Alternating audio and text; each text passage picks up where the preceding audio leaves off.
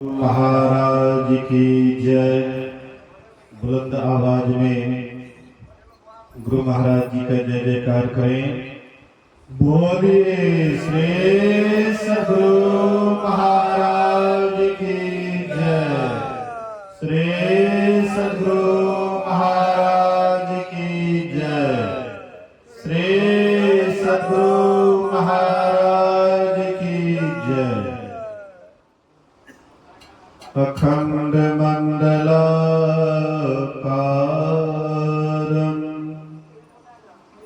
व्याप्तं येन चराचरं तत्पदं दर्शितं येन तस्मै श्री गुरुवे नमः। धन्य धन्य सतगुरु सुखद महिमा कही न जाए। जो कछु कहो तुम्हारी कृपा मोते कछु न बसाए।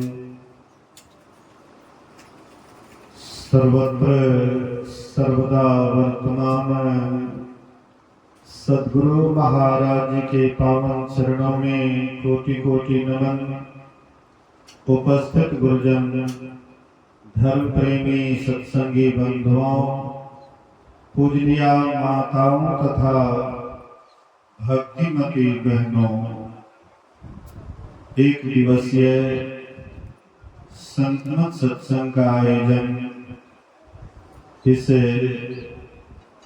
जदिया बाजार के प्रांगण में हो रहा है। यह सत्संग शादी पहले ही हो चुका है, शायद इसको लोग सेकेंड मैरिज भी कहते हैं या गौना भी कहते हैं। इसी अवसर पर यह संतमत का सत्संग रखा गया है। अभी हम लोग बहुत देर से पूर्वकता से बहुत बात सुन चुके हैं। पाठ में भी हम लोगों ने सुना कि ज्ञान और योग दोनों का अभ्यास करना चाहिए। ज्ञान किसे कहते हैं? साधारणतया हम लोग संसार में खाने, पहनने, घर बनाने आदि जो हम लोगों के पास ज्ञान है, इसी को हम लोग ज्ञान समझते हैं। सोचते हैं कि हम ज्ञानी हैं तब तो इतना बढ़िया खाते हैं, इतना बढ़िया पहनते हैं या इतना सुंदर मकान में रहते हैं, हम ज्ञानी हैं। हम पढ़ने के लिए जाते हैं स्कूल कॉलेज, वहाँ से नॉलेज लेकर के आते हैं, मन में होता है कि हम ज्ञानी हैं। लेकिन महापुरुषों की दृष्टि में, संतों की दृष्टि में ये असली ज्ञान नहीं है। यह ज्ञान ऐसा ही है जैसे हम पालतू सुग्गा को रखते हैं और पालतू सुग्गा को राम राम नाम धीरे धीरे आदत डालते डालते डलवा देते हैं। सुबह शाम राम राम कहते रहता है, सीताराम कहते रहता है, राधे श्याम कहते रहता है। वैसे हम आप भी कुछ रटने के लिए जान जाते हैं और मन में होता है कि हम तो ज्ञानी हो गए, अब हमको जानने की कुछ भी आवश्यकता नहीं है। लेकिन जो जिसको हम सिखाते हैं सीताराम राधे श्याम या राम राम रटने के लिए, वह सुग्गा कब तक राम राम रटता है आप इसको गौर से देखिएगा। जब तक वह पिंजड़े में पड़ा रहता है तब तक वह सीताराम रटता है, राधे श्याम रटता है। बाय मिस अगर पिंजड़े से निकल गया और कहीं कोई बिल्ली आ गई, अचानक उसके गर्दन को दबोच दिया, तब उसके मुंह से सीताराम, राधे श्याम या राम राम नहीं निकलता है। उस समय में निकलता क्या है? Time time time time. अब इतना दिन तक वह पिंजड़े में रह करके सीताराम, राधे श्याम, राम राम रटा। अंत समय में जब बिल्ली उनकी गर्दन को पकड़ा तो सब कुछ भूल गया। हम आपका भी वही हाल है। आप कहिएगा कैसे? हम आप भी, हाँ, कोई राम राम जपते हैं, कोई राधे श्याम जपते हैं, कोई कृष्ण जपते हैं, कोई ओम नमः शिवाय जपते हैं, नमः शिवाय जपते हैं। ये जितना भी जप है, बस समझिए कि जब तक आपका अंतिम समय नहीं आता है और उस समय में जब यमराज अचानक आपके ऊपर आक्रमण करेंगे, आपके शरीर से प्राण निकालेंगे, ये भी आप भूल जाइएगा। सीताराम, राधे श्याम, हाँ, जितना कुछ भी रटते हैं, ये रटा हुआ ज्ञान आपको अंतिम समय में काम नहीं आएगा। आप कहिएगा फिर कौन ऐसा ज्ञान है कि अंतिम समय में वह काम आएगा? तो वह ज्ञान है आपके अंदर से निकला हुआ ज्ञान। ये तो आप लोग, हम आप बाहर से थोपा हुआ ज्ञान है। हम आप जितना कुछ भी बोलते हैं या सुनते हैं, ये बाहरी ज्ञान है, थोपा हुआ ज्ञान है। किसी ने कहा राम राम रटो तो हम वही रटने लगे। किसी ने कहा कृष्ण रटो तो हम कृष्ण कृष्ण रटने लगे। किसी ने कहा वाहेगुरु रटो तो हम रटने लगे। ये रटा हुआ ज्ञान आपको अंत समय में काम नहीं आएगा।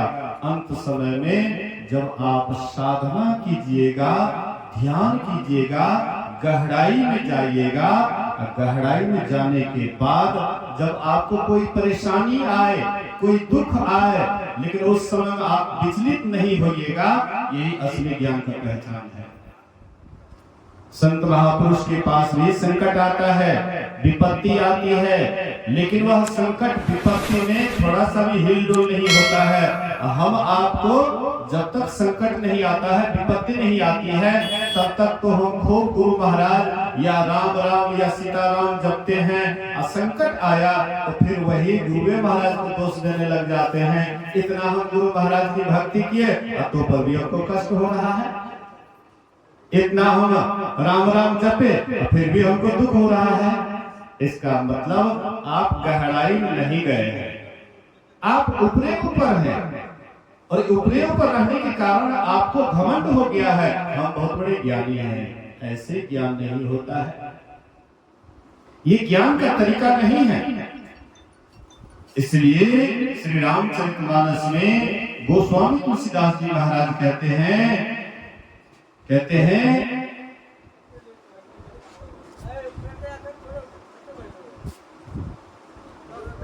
विरति जोग ते ज्ञान कैसे है? धर्म ते विरति जोग ते ज्ञान, ज्ञान मोक्ष प्रद वेद बखान। धर्म किसको कहते हैं? बोलिए श्री सद्गुरु महाराज की जय। ये घर वाले सत्संग करवा रहे हैं, इनके मन में हो रहा है कि हम धर्म कर्म कर रहे हैं, नहीं, धर्म कर्म कर रहे हैं। कोई अष्टजाम कराता, उनके मन में होता है कि हम धर्म कर्म कर रहे हैं। कोई कीर्तन करवाता है तो कहता है कि हम धर्म कर्म कर रहे हैं। कोई भगत करवाता है तो सोचता है कि हम धर्म कर्म कर रहे हैं। ये धर्म क्या है? ध्यायति धर्म, जो धारण करने वाली वस्तु है, असल में उसी को धर्म कहते हैं। तो कौन सा, कौन ऐसा ध्यान करने योग्य है? तो हम साधना में, ध्यान में जब तक गहराई में जाते हैं तो हमारे जीवन का बदलाव नहीं होता। अभी हम लोगों का जीवन में कोई परिवर्तन नहीं हो रहा।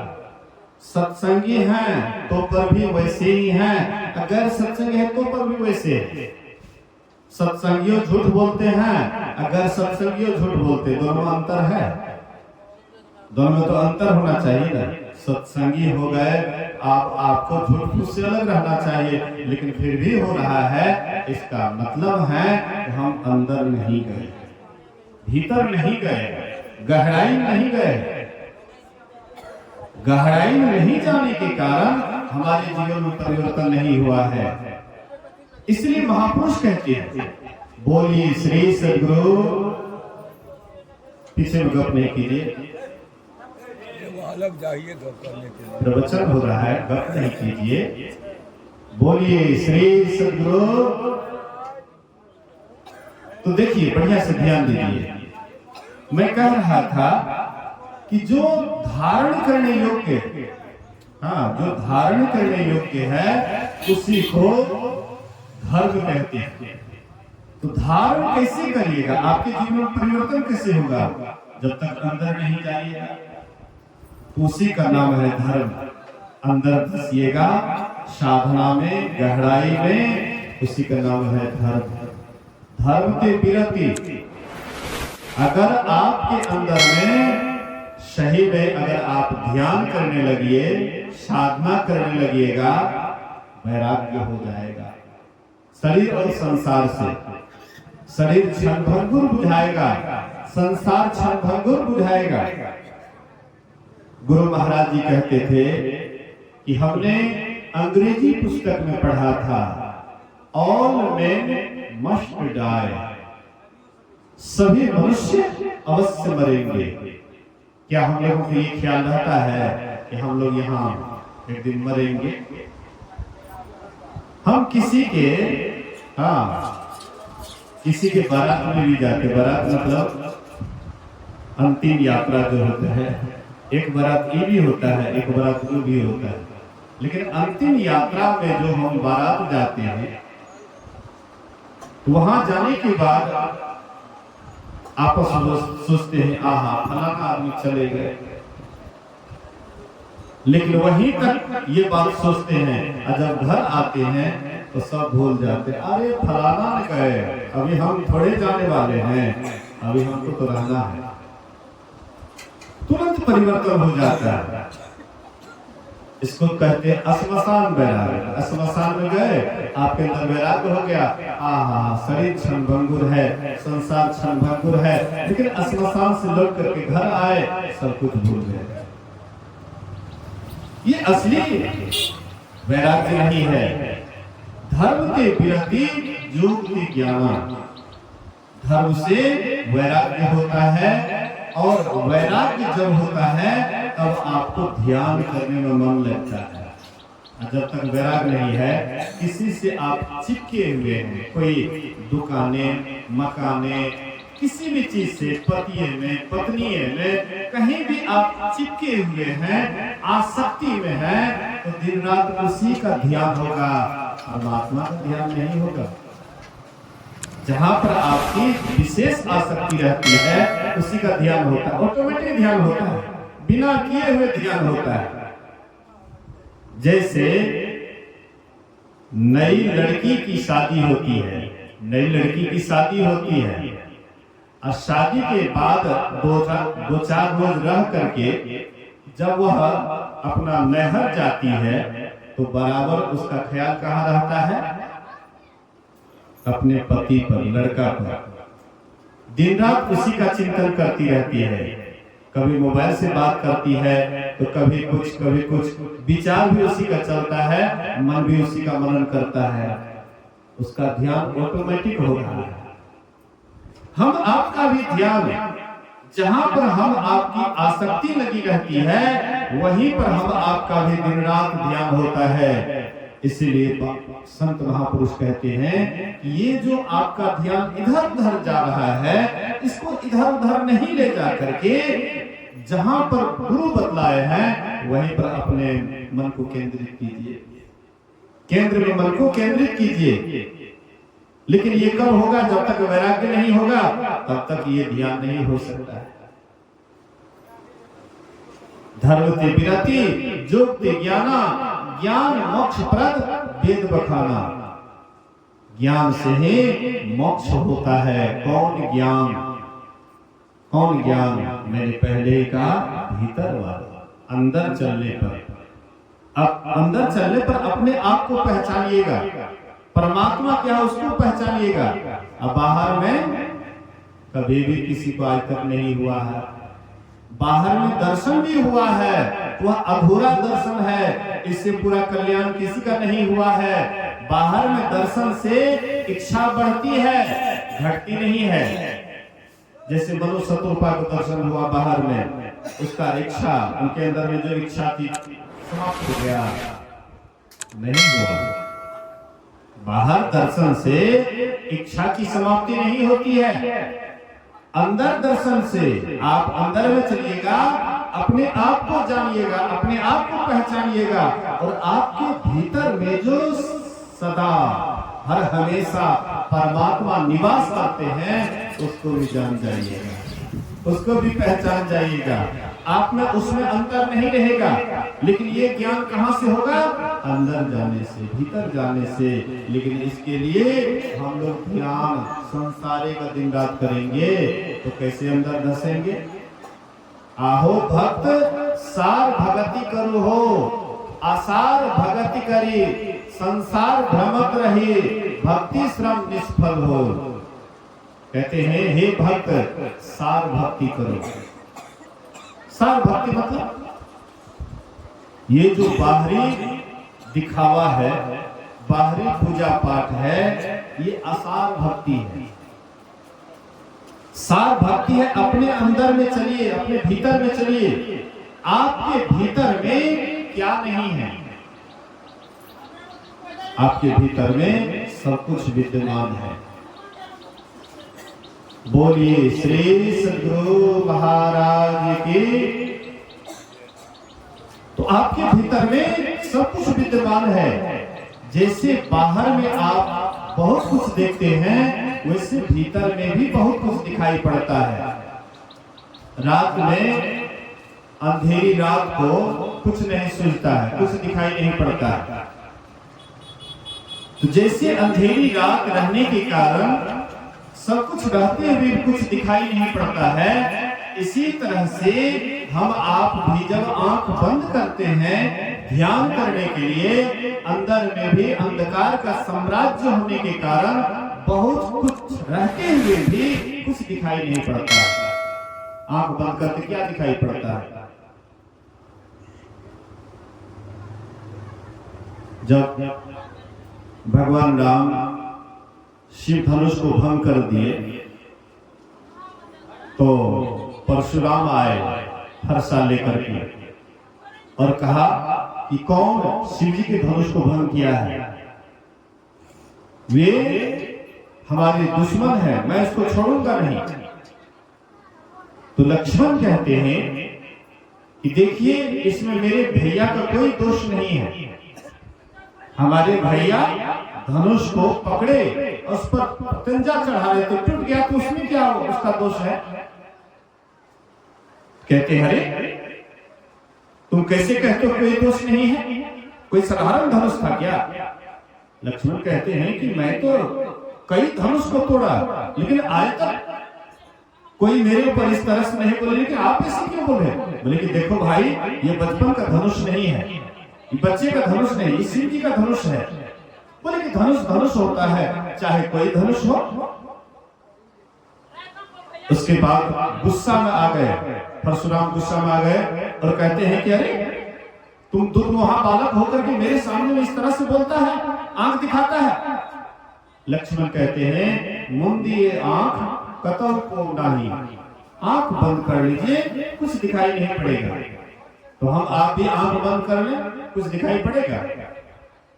ध्यान में आंख बंद किया जाता है, और जो ध्यान में आंख बंद करते हैं और अच्छी तरह से बंद करते हैं, गुरु युक्ति से बंद करते हैं, जहां पर गुरु बतलाए वहां पर अगर वो देखने का काम करते हैं तो देखते देखते उसको वह चीज दिखाई पड़ता है जो कभी उन्होंने नहीं देखा।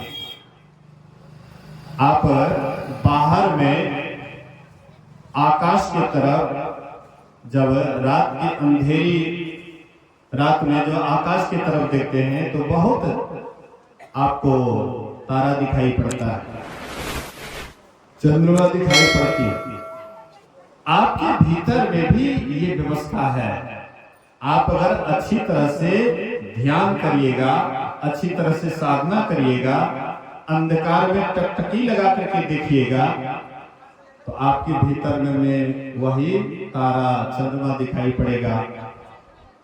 आप कहिएगा कि ये तो साधारण बात है, बाहर जैसे हम आकाश की तरफ देखते हैं तो सूर्य, चंद्र या तारा दिखाई पड़ता है, लेकिन देखिए बाहर के चंद्रमा को देखने में, तारा को देखने में कोई खास मेहनत नहीं है। जिस काम में जितना ही मेहनत लगता है, सफलता मिलने पर उस काम से उतना ही सुख मिलता है। भीतर में भी, आपके भीतर में भी जो तारा है, चंद्रमा है, उसको देखने के लिए बहुत मेहनत लगता है, बहुत मन को एकाग्र करना पड़ता है। एक बार जब देख लीजिएगा आपको इतना सुख लगेगा, इतना सुख लगेगा कि मन ही नहीं होगा वहां से हटने का। हम आप सोचते हैं कि केवल धने में सुख है, बाले बच्चा में सुख है, परिवार में सुख है, लेकिन थोड़ा अंदर में झांक करके देखिए कि वह सुख के सामने ये सुख कुछ नहीं है। आपके भीतर में वह ऐसा सुख है जो सुख एक बार मिल जाए तो फिर आपका मन बराबर वह सुख पाने के लिए ललचता है, लेकिन उधर जाने से मन कतराता है, मन भयभीत होता है। महापुरुष कहते हैं एक बार अंतर की यात्रा करो, भीतर में चलो। भीतर में चलने से आप साधारण अभी हैं, अब भीतर में चलिएगा आप महान हो जाइएगा। इतने जो महान लोगों का नाम सुनते हैं, राम हुए, कृष्ण हुए, शिव हुए, वो कहां जाकर के इतने महानता को प्राप्त किए? कबीर हुए, नानक हुए, पलटू हुए, ये सब कहां जाकर के इतने महानता को प्राप्त किए? वही अंदर में। अंदर चलिए, अपने भीतर में चलिए, और अंदर जाने के लिए बाहरी सहारे की कोई खास आवश्यकता नहीं है। केवल गुरु इंगित स्थान पर अपने आप को रखिए, वहां पर कुछ करना धरना नहीं है। बाहर में तो कुछ न कुछ करना पड़ता है, लेकिन अंदर में कुछ करने की आवश्यकता नहीं है। जो जितना ही बाहरी चीज को भूलते हैं वह उतना ही अंदर धंसते हैं, और वह अंदर के सुख को ले पाते हैं। कमाना खाना कोई गुनाह नहीं है, कमाना खाना चाहिए, लेकिन कमाने खाने में ही आपका जीवन बीत जाए ये भी ठीक नहीं है। एक साधु रास्ते से जा रहे थे, उधर से एक सेठ जी आ रहे थे, दोनों में मुलाकात हो जाती है। सेठ जी से पूछते हैं महात्मा जी कि महात्मा जी पूछते हैं, सेठ जी कमाते हैं किस लिए? सेठ जी कहते कमाऊंगा नहीं तो खाऊंगा क्या, कमाता हूं खाने के लिए। फिर महात्मा जी पूछते हैं सेठ जी खाते हैं किस लिए? तो थोड़ी देर चुप होकर के विचार करके कहते हैं कि महात्मा जी हाँ, खाऊंगा नहीं तो जीऊंगा कैसे, खाता हूं जीने के लिए। फिर महात्मा जी पूछते हैं कि सेठ जी जीते हैं किस लिए? जीते हैं किस लिए, आप क्या कहिएगा? मरने के लिए जीते हैं। अरे परमात्मा भक्ति करने के लिए जीवित रहिए, ईश्वर की भक्ति करने के लिए जीवित रहिए, और यही काम करने के लिए तो आपको ये अनमोल शरीर मिला है कि खाना पीना सो जाना ये काम है पशु समाना जी। ये खाना पीना सो जाना ये तो पशु में आप में क्या अंतर है? आप अपने बाल बच्चे का पालन करते हैं, क्या पशु पक्षी अपने बाल बच्चे का पालन नहीं करते हैं? आप अपना घर बनाते हैं, क्या पशु पक्षी घर नहीं बनाता है क्या? अरे बाबा 84 लाख योनियां, जितनी भी योनियां हैं, सब में यही बाल बच्चा घर परिवार को संवारने में ही अपना जीवन बिता दिए। ये अनमोल शरीर प्राप्त करके भी अगर इसी में आपका जीवन बीत गया तो फिर आप में और पशु में क्या अंतर है? कोई अंतर नहीं, बिना पूछ के पशु है। इसलिए मनुष्य शरीर मिला है, ये उत्तम शरीर मिला है साधन भजन करने के लिए, साधना करने के लिए। साधना करिएगा, ध्यान करिएगा, अंदर चलिएगा, भीतर का आनंद मिलेगा। फिर तो कहना क्या है, भजन में हो आनंद आनंद, बरसत विशद अमी के बादर, भिंजत है कोई संत, भजन में हो आनंद आनंद। भजन में बड़ा आनंद होता है, लेकिन अंदर चलिएगा तब पता लगेगा। बाहर में कितना हो सुनिए, करिएगा कुछ नहीं तो बस कोई फायदा नहीं होगा। इसलिए सुनिए कम, कीजिए ज्यादा, इसी में लाभ है। तो समय के अनुसार यही आप लोगों की सेवा में कहा, एक दो भजन, उसके बाद आरती होगी। बोलिए श्री सद्गुरु महाराज